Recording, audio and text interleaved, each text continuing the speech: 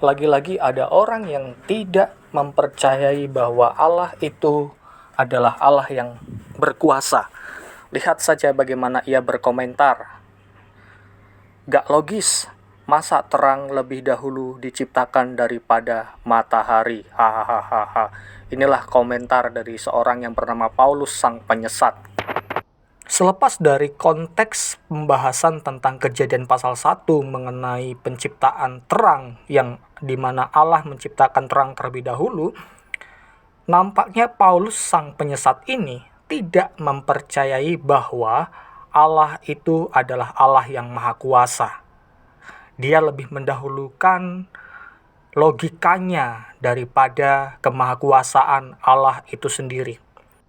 Dia lupa bahwa Allah bisa menghadirkan terang tanpa matahari, sebab Allah adalah Allah yang maha kuasa. Jadi, dia pasti bisa menghadirkan terang tanpa matahari. Mau tahu buktinya? Mari kita lihat ayat-ayat yang ada di dalam Alkitab. Perhatikan di dalam kitab Yesaya pasal 60 ayat 19-20. Bagimu matahari tidak lagi menjadi penerang pada siang hari dan cahaya bulan tidak lagi memberi terang pada malam hari. Tetapi Tuhan akan menjadi penerang abadi bagimu dan Allahmu akan menjadi keagunganmu.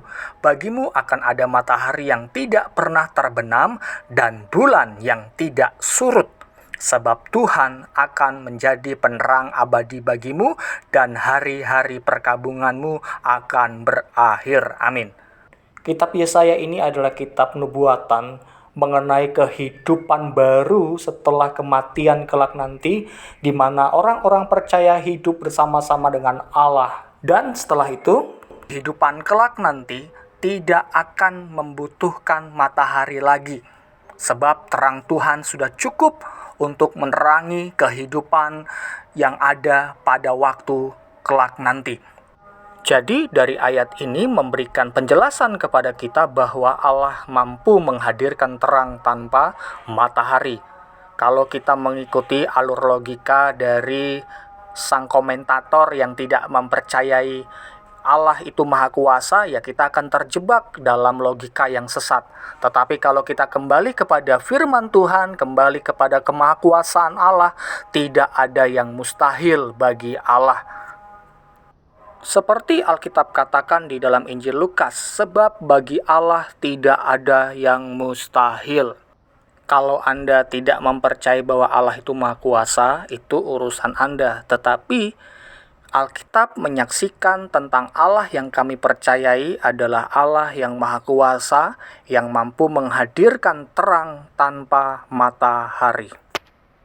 Oleh karena itu, jangan katakan tidak mungkin. Mengapa demikian? Karena bagi Allah tidak ada yang mustahil. Dan kita sebagai manusia, kita tidak dapat mengatur bagaimana cara Allah bekerja dan apa yang harus Allah lakukan. Kita sebagai manusia, kita tidak dapat mengatur.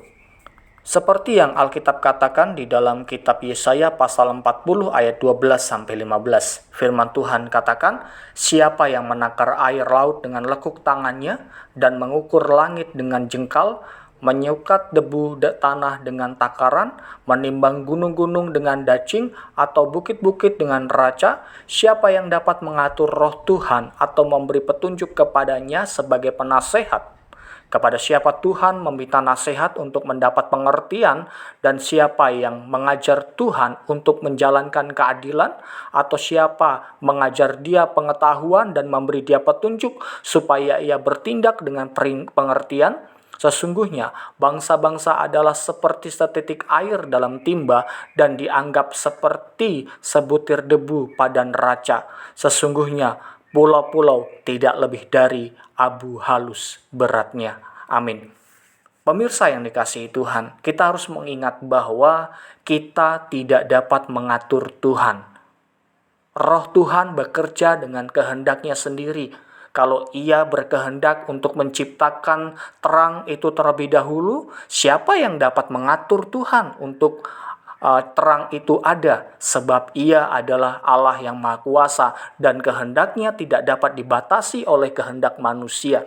Kita hanyalah ciptaan yang sepatutnya hanya tunduk pada kehendak dan karyanya.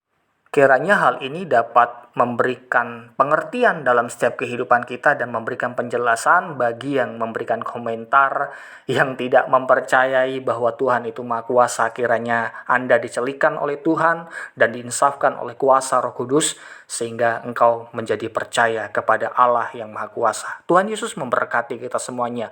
Shalom.